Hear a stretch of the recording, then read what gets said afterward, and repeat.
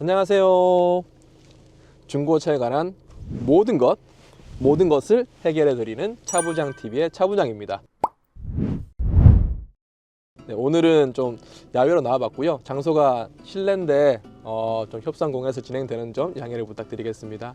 주행거리가 사실 차량의 가격을 결정짓는 가장 중요한 요소 중에 하나거든요. 주행거리가 많으면 많을수록 싸질 테지만 이제 품질 비용은 증가할 테고, 짧으면 짧을수록 좋겠지만은 차가 비싸지고, 요 접점을 찾는 게 굉장히 이제 쉽지 않으실 것 같아요. 이게 중고차의 감가되는 부분, 주행거리에 따라서 중고차 이제 어떤 그 품질 비용 올라가는 부분, 이 접점을 좀 찾아본다고 한다면 한 8만 킬로 정도 선에서 만나지 않을까 하는 생각이 듭니다. 보통 또 제조사가 제공을 하는 그 엔진 구동계 보증 범위가 5년 10만 킬로까지인 경우가 좀 많거든요. 그런 거 감안했을 때 8만 킬로 정도가 좀 적당하고요. 10만 킬로가 넘어가면은 어쩔 수 없이 좀 비용이 들어갈 수밖에 없어요. 그런 부분을 감안을 해야 되기 때문에 한 8만 킬로 정도 제 개인적으로는 좀 추천을 드리고 싶습니다. 경차랑 국산차 그리고 수입차별로 좀 적정 주행거리가 다를까요? 일단 경차는 싸야 되잖아요. 부품도 싸요. 그래야지 차값이 싸지기 때문에 저렴한 부품을 쓰기 때문에 주행거리가 10만이 넘어가면은 이제부터는 고치면서 탄다라고 생각을 하시는 게 좋고요. 중형차 같은 경우에는 조금 더 이제 좋은 부품을 쓰긴 하지만 한 13만 킬로, 제 첫 차도 13만 킬로 정도에서 이제 바꿨거든요. 그 정도 주행거리가 되면은 시리즈로 계속 돈이 들어간다. 저희도 이제 한 군데 아픈 데가 해결되고 나면 다음 아픈 데가 또 결리잖아요. 그런 식으로 아픈 데가 계속 나옵니다. 13만 킬로 넘어가면. 외제차 같은 경우에는 사실 좀 다양할 것 같아요. 근데 보통의 외제차는 조금 출력이 높은 차들이 많거든요. 뭐 힘이 좋은 차들도 있고, 그런 차들의 특징이 뭐냐면은 누유가 많아요. 그래서 뭐 아우디의 뭐 TFSI, 우리가 너무 좋아하는 TFSI 엔진이라든가 그런 부분들이 좀 압력이 높은 부분이 있기 때문에 외제차 같은 경우에는 일단 제조사 보증이 끝나면 그때부터는 뭐 결정을 하셔야 돼요. 내가 가구를 할 건지 아니면은 판매를 할 건지, 그 결정을 미루다가 이제 문제가 생기면 피할 수 없는 상황이 발생을 하게 되죠. 같은 주행거리일 때 국산차랑 수입차랑 좀 차이가 있을 것 같은데 같은 주행거리라고 하더라도 좀 차이가 있어요. 현대, 기아나 뭐 이런 차들이 수준이 굉장히 좋아졌거든요.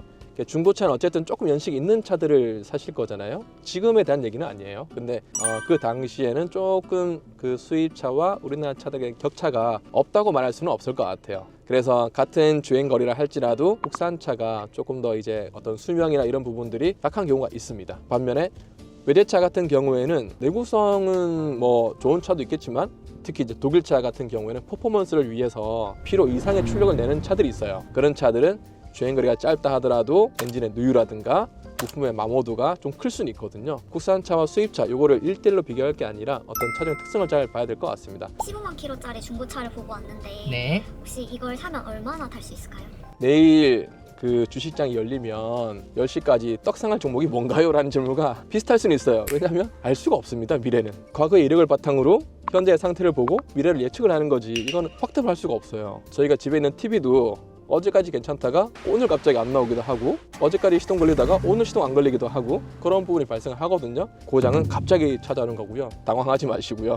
고장이 나면 도움을 구하실 분을 찾으시면 되고, 뭐 저희 고객이시면 저희한테 연락 주시면 저희가 다 거래처가 있거든요. 종류에 따라 잘 확인해가지고 가장 저렴하고 가장 확실하게 수리할 수 있는 곳 잘 알려드리도록 하겠습니다. 고속도로 주행이 많으면 네. 차 상태가 더 좋다는데 네. 고속도로를 주행을 하면 불규칙적인 노면 상태라든가 어떤 또 가감속 이런 게 덜하기 때문에 차량이 굉장히 좋은 조건이에요. 변화가 없기 때문에 항상 변화가 있는 상태에서 스트레스를 받게 되거든요, 차가. 근데 어쨌든 고속도로를 타려면 시내 도로를 나가야 되잖아요. 주행거리가 많으면 아무리 고속도로만 탔다고 하더라도 가격에 영향을 끼칩니다. 차량의 상태는 현재 상태에서 저희가 판단하는 거지, 뭐 옛날 이력을 가지고 저희가 현재를 결정 짓는 건 아니에요. 고속도로 많이 탔더라도 뭐 RPM을 뭐 7,000까지 올려서 탔다고 한다면 엔진이 얼마나 스트레스를 받았겠어요. 스포츠 스타들이 이런 나이에 은퇴를 하는 것도 과도한 그런 어떤 에너지를 썼기 때문이거든요. 그런 부분들까지 좀 종합적으로 볼 필요가 있고, 항상 현재 상태에서 엔진이 상태가 어떤지, 그리고 사고 이력이 어떤지 같이 종합적으로 판단하는 게 좋을 것 같습니다. 근데 그 계기판으로 주행거리를 조작한다는 얘기를 들은 적이 있는데 진짜인가요?